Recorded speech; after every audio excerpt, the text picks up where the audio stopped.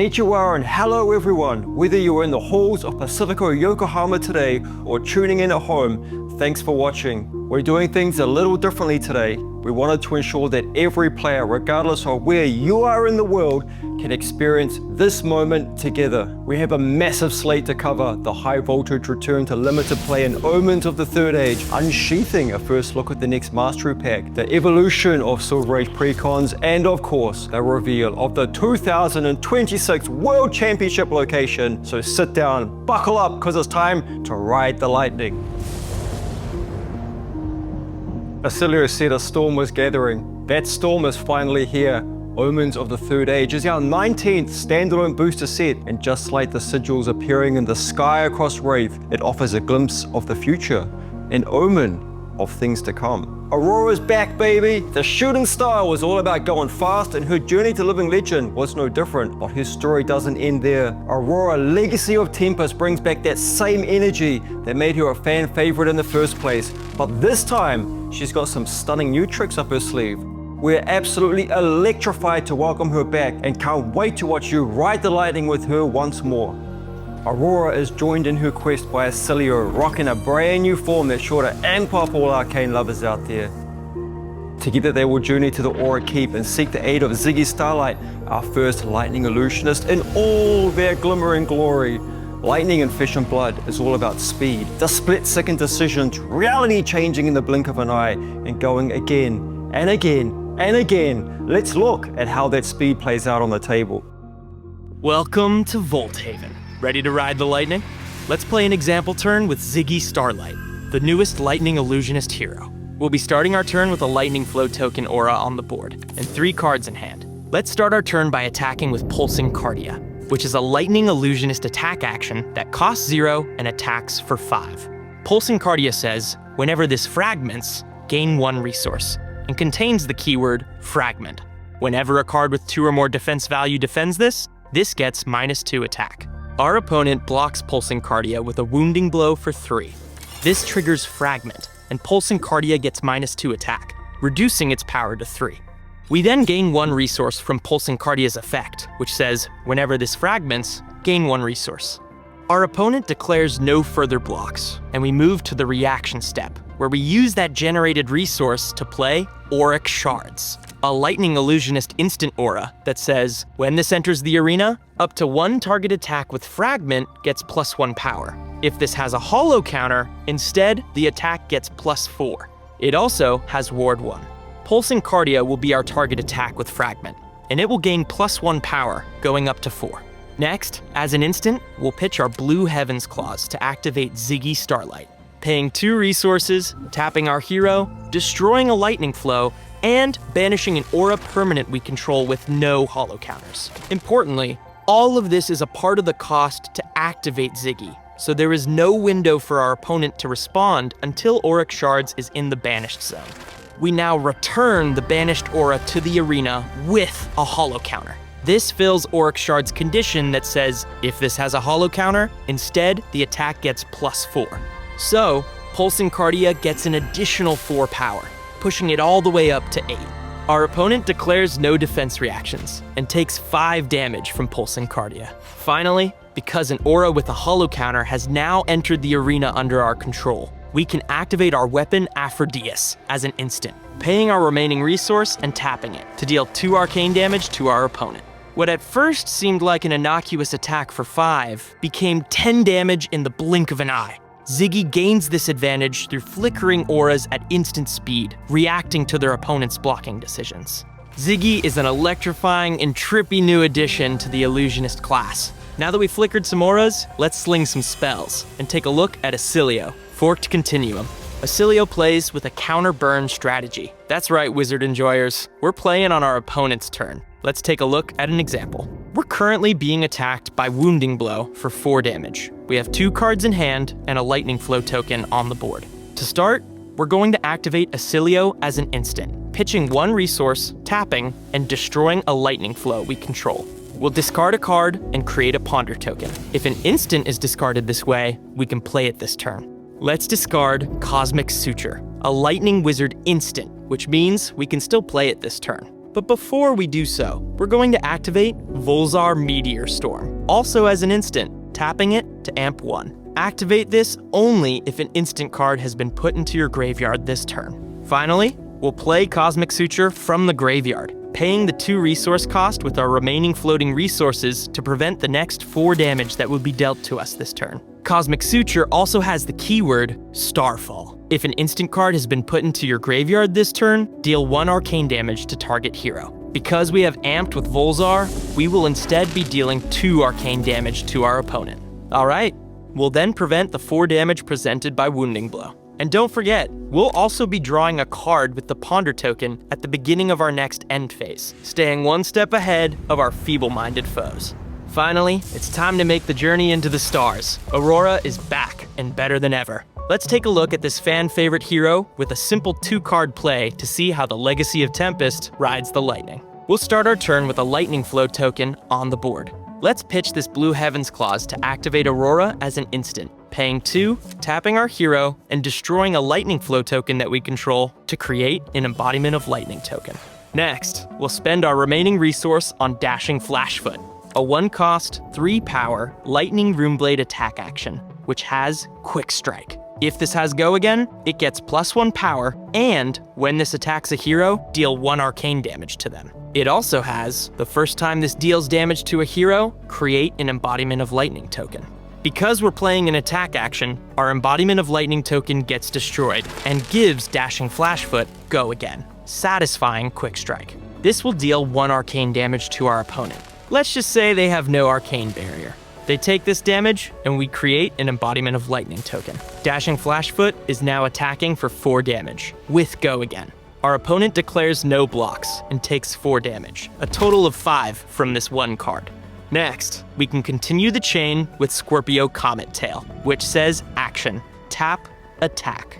Activate this only if you control a lightning attack. When this hits a hero, deal 1 arcane damage to them. As you can see, this is a classic 2-card 7 play, but in a Lightning Runeblade fashion with multiple attacks, split damage, and an Embodiment of Lightning token at the ready for our following turn. That's all of our gameplay examples for today, but if you want to see even more lightning goodness, stay tuned for the Omens of the Third Age spoiler season coming soon.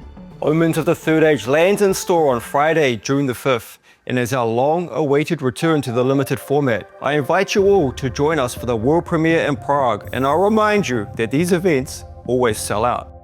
Don't miss your chance to discover the omens which foretell the future of Wraith. Now let's talk about the future of Silver Age precons. Silver Age Chapter 3 launches alongside Omens of the Third Age. Following this, we'll move to the next phase of this product, booster-themed Sage precons.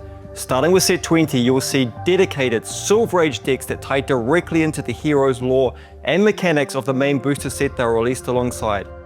I wish I could tell you more about them, but we're going to keep those details close to the chest for now. The response to Silver Age this season has been nothing short of incredible, and as we continue to integrate fast, fun, affordable fab into the World Tour, we look forward to seeing new faces finding their place amongst the legends of our game. But I know what you're all really excited about, the voting. It's your chance to decide which Silver Age heroes will be benched for the Omen season. You can expect voting to start next month, with the benched heroes announced by June. We'll share more information about voting in the next few weeks. Now it's time to get your first look at which class is featured in the next Mastery Pack. Practice is to the body as the whetstone is to the blade. In the flurry of combat, precision is power. Sharp mind, sharp steel. Master your class.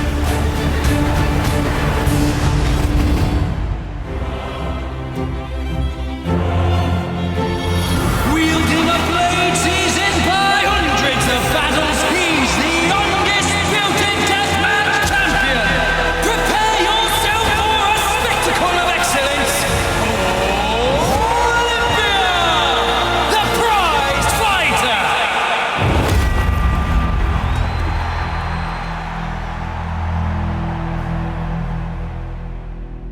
Sharpen your blades, folks. This August, we're unsheathing the steel with Mastery Pack Warrior and Armory Deck Olympia. Mastery Pack Warrior features 3 heroes and 3 weapons, providing a deeper limited experience that focuses on the art of the blade. All of this sharp steel, new and faithful, will be available as glistening, double-sided, cold foil marvels for our Warrior fans out there. You can get early access to these products at Gen Con, the best 4 days in gaming. Now let's take a look at the next season of the World Tour and where you can play the game and see the world.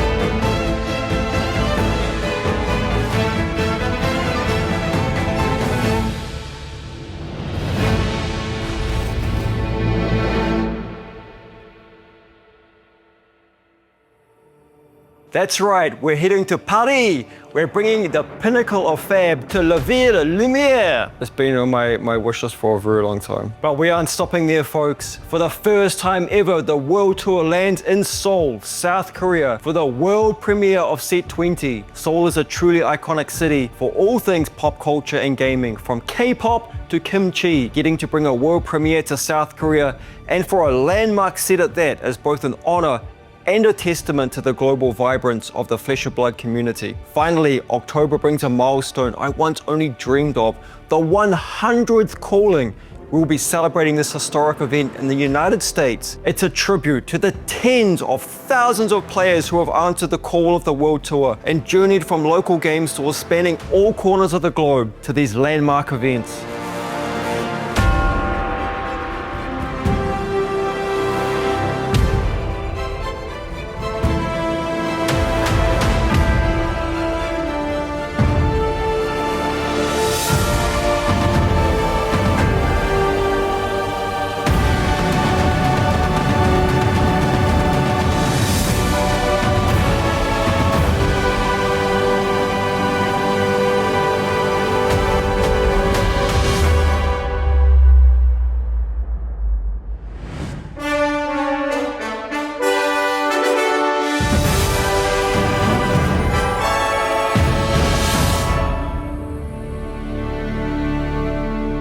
Now that we've let the lightning flow and unsheathed the next Mastery Pack, we set our sights on Paris and Seoul, showcasing Flesh and Blood's 20th set. The omens that darken Wraith and stain the sky aren't just warnings, they're a sign of what's to come. Thanks for watching, and thank you for your belief in our mission to bring people together in the Flesh and Blood through the common language of playing great games. Good luck to all our Pro Tour competitors, and tune in to the live stream for many amazing games coming to you live this weekend from Pro Tour Yokohama.